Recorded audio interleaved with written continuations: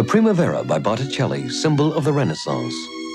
Florence was quick to welcome Greek scholars fleeing Constantinople, now in Turkish hands. They, along with the rapid development of the printing industry, helped spread humanistic ideas. What was humanism?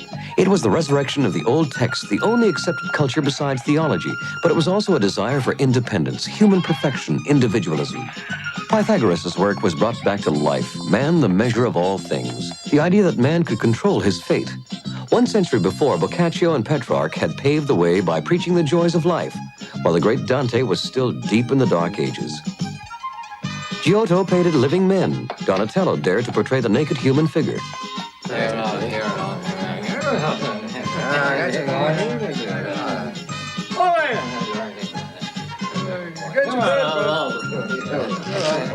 Ah, there you are.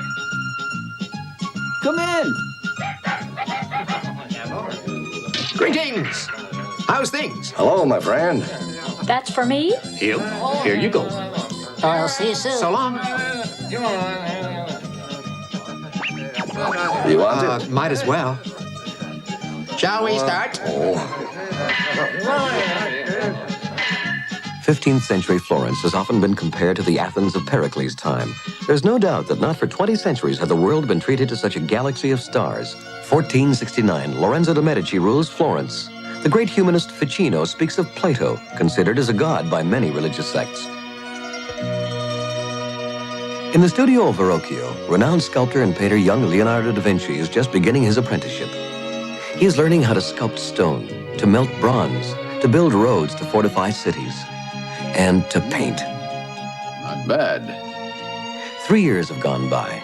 Ah. My, this boy's not bad. Struck by his pupil's beauty, Verrocchio makes a decision. His David will have young Leonardo's face.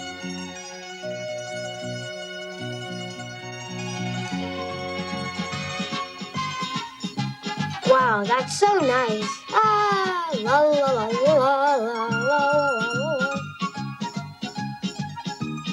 The alum merchant has said that he won't be able to deliver. His reserve stocks deplete and the city of Volterra refuses to come to terms. Alum is an astringent necessary for the treatment of cloth. A bit here, a bit there, ta-ra, finished. What a fine kettle of fish. Ah, Hello. we'll just have to find a new source of alum to treat our cloth, and quick. Why not see our consul? Come on. After a day of work in Verrocchio's studio, young Leonardo goes home.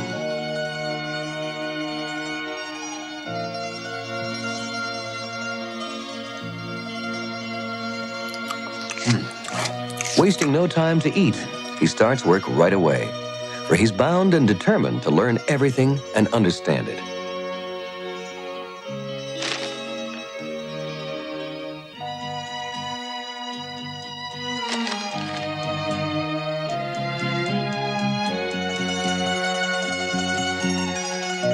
He will pursue his inspirations far into the night.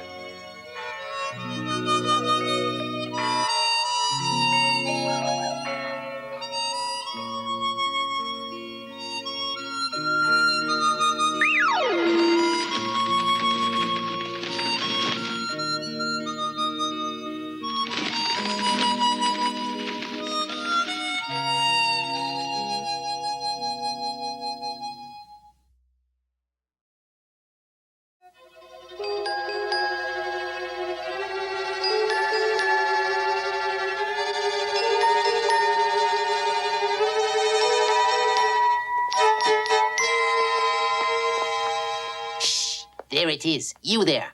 And you and you.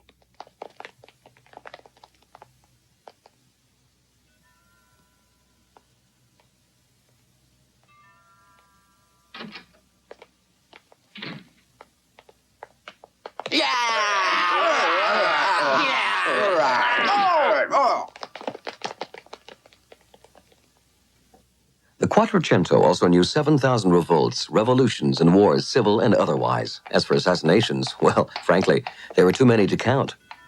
Hey, what? Vendetta!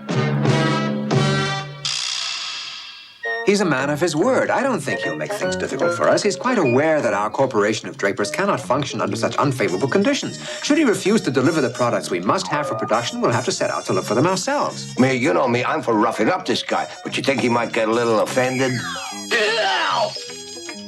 Yeah, tied at one. Maybe we think he's too important. Maybe we should just skip the subject. Maybe that's best. Well, my good friend, I don't agree with you in this matter. I ask you to trust me. This fellow knows what he's after.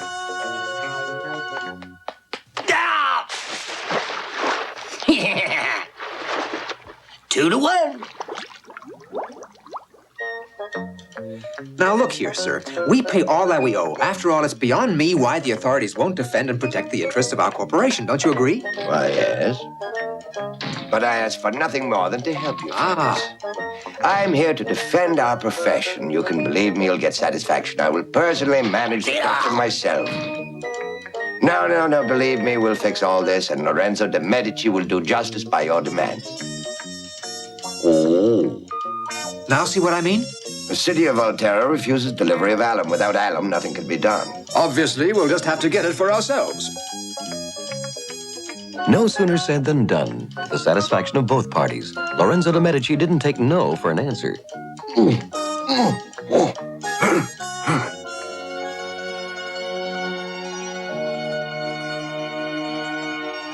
And you, Leonardo, will finish the left angel.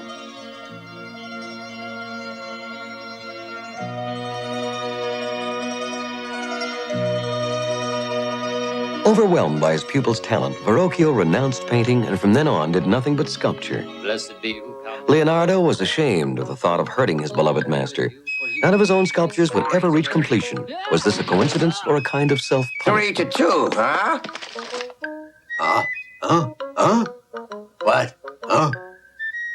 Wrong guy. One day, while Lorenzo de Medici and his brother Julian were attending Mass,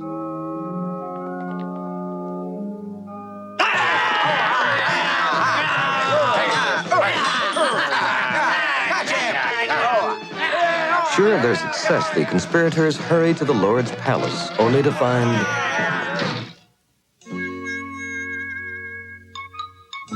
Next.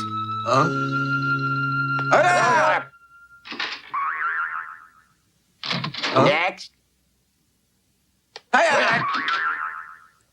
Pope Sixtus IV's plot against the Medicis was a most miserable failure.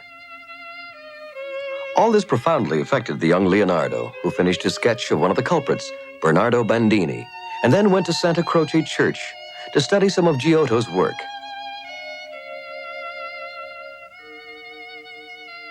Oh, 3 to 2 in our favor. His friend Boticelli was in Rome, his beloved master Verrocchio in Venice, working on an equestrian statue of Bartolomeo Colleoni, and so he went on studying by himself in all subjects that interested him. But he was so poor he finally had to seek the patronage of the Lord of Milan, Ludovico Sforza. Most noble sire, after many experiments, I would like to explain some of my secrets to your excellency. I have the means to destroy any citadel or fortress. I also possess all kinds of mortar, practical and portable, as well as a number of weapons for naval combat. I can build covered tanks, capable of penetrating enemy lines and destroying them with artillery. And in peacetime, I could be most useful to you in architecture. And in painting, I believe I am as capable as any other, if not more so. Oh, if only I could read Plato, thought Leonardo. They wouldn't treat me like a clown.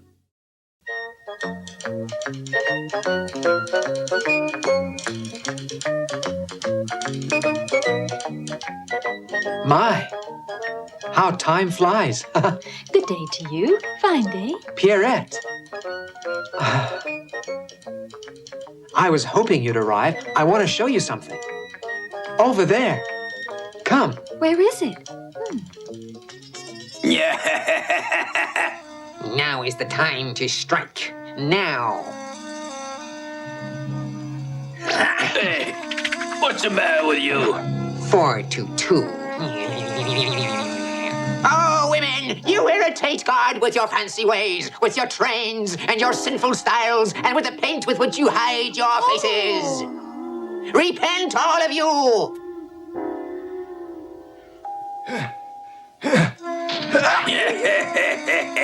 3-3, even.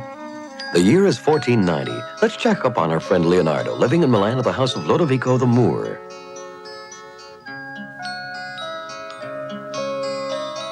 He has just made the acquaintance of the boy Saleno, who will become his adopted son.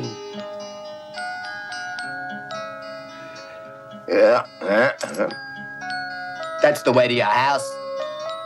Let's go, let's go. Let's go. The child was not always a joy to live with. Oh, books, lots of books, nothing but books. Yeah. Few of Leonardo's projects worked out, except for a portrait of Cecilia Gallerani and another of a musician. But there was to be one major undertaking, a gigantic equestrian statue of Francesco Sforza. Before beginning it, however, Leonardo wanted to write a treatise on the horse and on the various ways of pouring bronze. In the meantime, he amused himself with song, dance, and palace costumes. Quick, go fetch him. Yes, master. My good master summons you for absolution. In the year 1492, Lorenzo the Magnificent passed away without the blessing of Savonarola, who was enjoying the height of his power. Nothing here. How about down there? Alms for the poor, you. Ah. Hey, the big house. Check it out. Hey, come on, let's get in here, come on. Quick, crowd, get all the stuff out of here. Let's go on to the next house over there. Come on, in this doorway. Come on, follow us. All little children Yes? should be quick to obey always, or Papa will be angry. Man, nice necklace. Toss it. Toss it here, you old bag. And all of you, repent now for all your many sins and the joys you insist on seeking outside the holy word. Oh, no, not that. That lovely work of art. Repent, all of you sinners, lest time beware. But Savonarola's triumph was short-lived. His death ended the last lingering trace of the Middle Ages.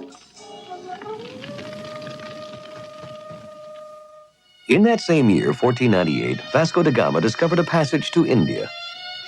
6 years earlier, in 1492, the year of Lorenzo de Medici's death, the Catholic kings had completed their reconquest of Spain. And their envoy, Christopher Columbus, had discovered America. Alexander Borgia was proclaimed Pope. And in France, construction began on the Chateau d'Amboise, where Leonardo da Vinci would live out his last days.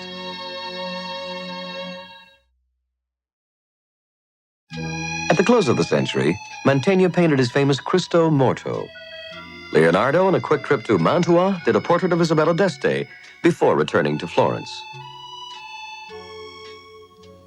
Our friend has aged a bit. His beard's grown white. And how has he spent all these years? Tinkering with everything as usual. Geometry. Mechanics. Gravity. The reflection of light. Looms. Hydraulics. Ball bearings. Pictograms and many other things. How easy it is to become knowledgeable, said he, with rather justifiable pride. Da Vinci took up residence in the monastery of St. Anne to work on a newly commissioned painting. Work is proceeding nicely. Named as chief architect by Cesare Borgia, Leonardo draws up plans and inspects the work. And here we'll level around. And there's the ideal site for the fortress. Here it is guaranteed to be impenetrable. By the time the master returned to Florence in 1503, he had become an important man. His old friend Di Credi was now managing Verrocchio's studio. In that same year, a young Polish student, Nicholas Copernicus, was graduated from Ferrara's University. Leonardo da Vinci was now working on what would doubtless be a major painting, the Battle of Angiati. Oh, true. A little on the spectacular side, battles, horses, etc. 4-3. Wrong. 4-4.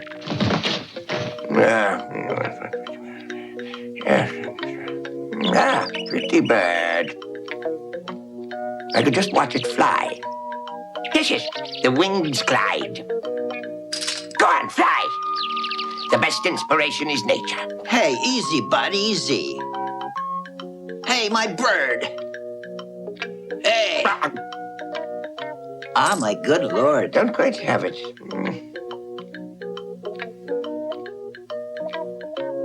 There they are.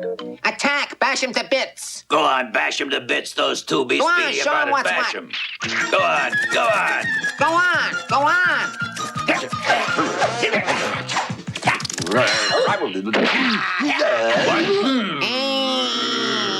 Tied at 5. This guy's too clever. This guy's too strong. Huh? Ah!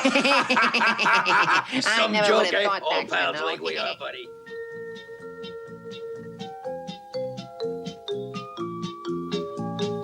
Master, may we see your project? By all means, my friend, come look. Ah. Oh. This fresco will go where? On this wall. And mine? Hey, my project goes where?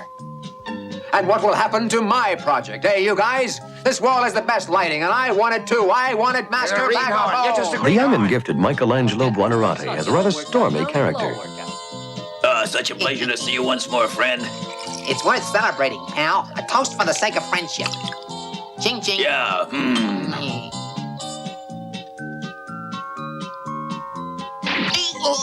6 to 5. 6 up.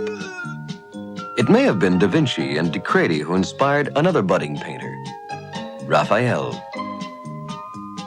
The two joined with Boticelli and the Perrugin to form a commission to determine where young Michelangelo's latest statue, the David, should be placed. Well, I tend to see it here. Hands off, you. You prehistoric pipsqueak. fossil. What do you know must never about speak in anything? that tone to me. Michelangelo and his statue in 2 years will be things of the past. The neckline is perhaps a bit much. But it's the face. That face.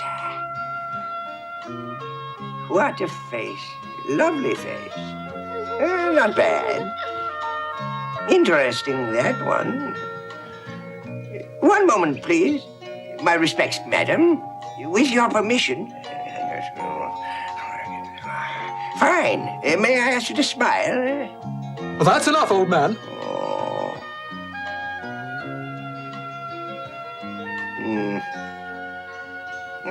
No, that's not right. Out of my sight. There, now, finally, I'm at peace. There, that might be all right. With a bit of luck, it may even fly. Shall I? Come here. Huh? Look at my flying machine. We'll be able to fly. Just swing the arms and legs and... So that... It's you, son. You'll be the first man to fly in history. Who, me? Flying? Oh, no, Pop, not me. One day you'll regret it, son. Now, let's see. There. Ah, my lord.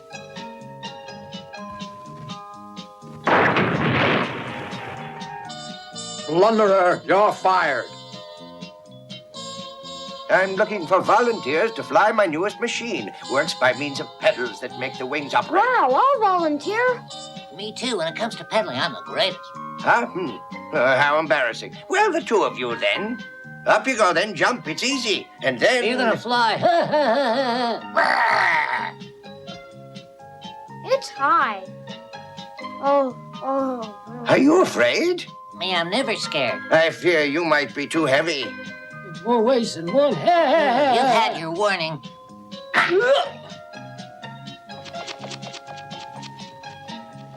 He's flying! He's flying! He's flying!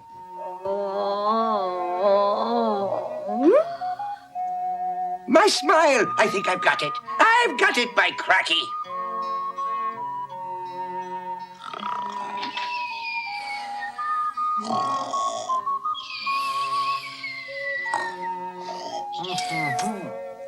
Huh?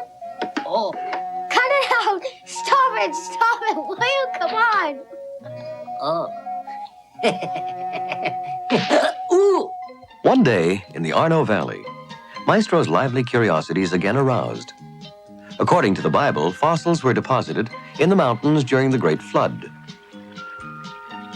If that were the case, thought Leonardo, the shells should be scattered in the mud, any which way, not distributed in layers. Let's dig along the bank. It was dangerous to doubt the scriptures. In Spain, it was a crime that led to the stake. Yes, it's just as I thought. With the fossils in layers like this, their theory doesn't hold water.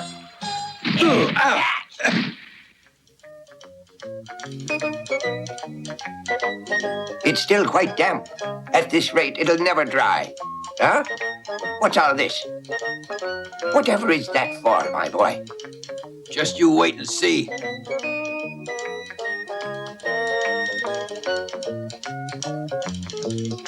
Oh. And as for this masterpiece, you had to have the best wall. Oh?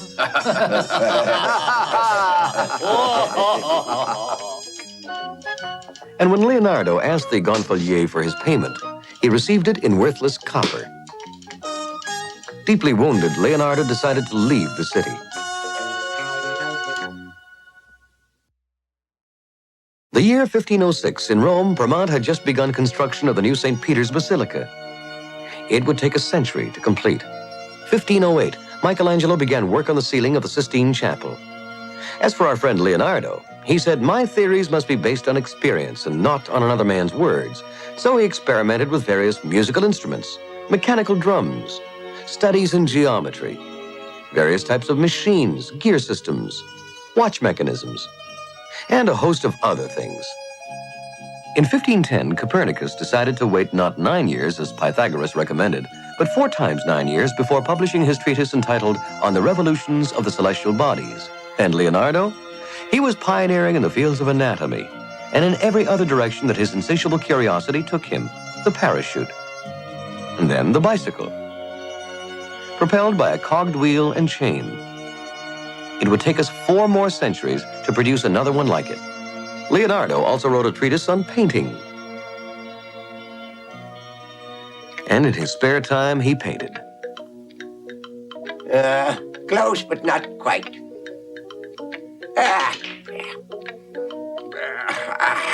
Ow.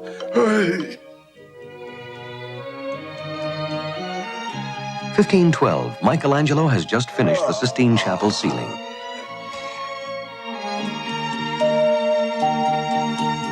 Yep, that's pretty good. Raphael shows one of his latest compositions to Leonardo. You see, Plato? Look closely, it's you. I used you as my model. Bramante is working on St. Peter's. As for Da Vinci, he's working on his self-portrait.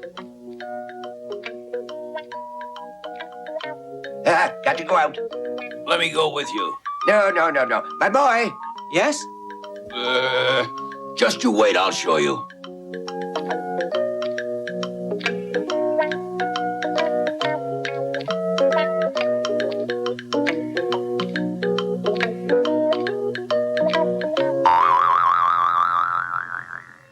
There are those who plot against the old master.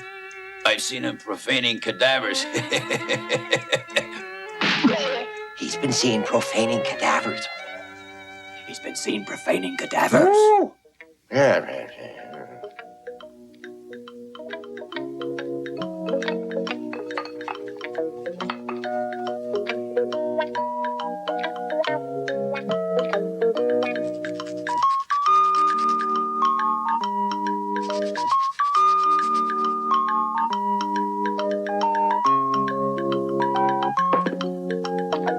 He prepares strange mixtures. I've seen it myself.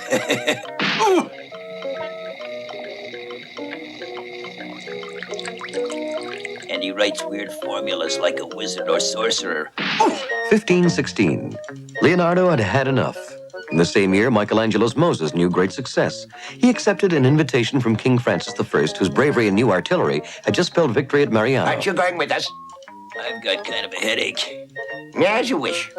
And so Da Vinci went to France without his adopted son.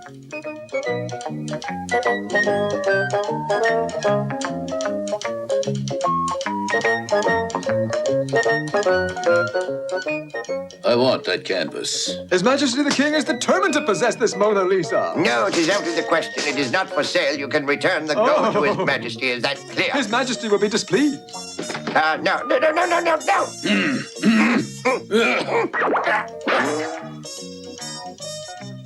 No, wait. Well then, Master, I have brought all the gold in the reserves. There isn't any more. Away with all that. Oh, now, what'll we do? I beg of you, sir, return it to me. Thank you, Your Majesty. Because you love it so, I promise that, sire, at my death, it will be yours. But Leonardo would not enjoy his painting for long. He died in 1519. Cortez had reached Mexico. Magellan was halfway around the world. Charles V had just been crowned emperor.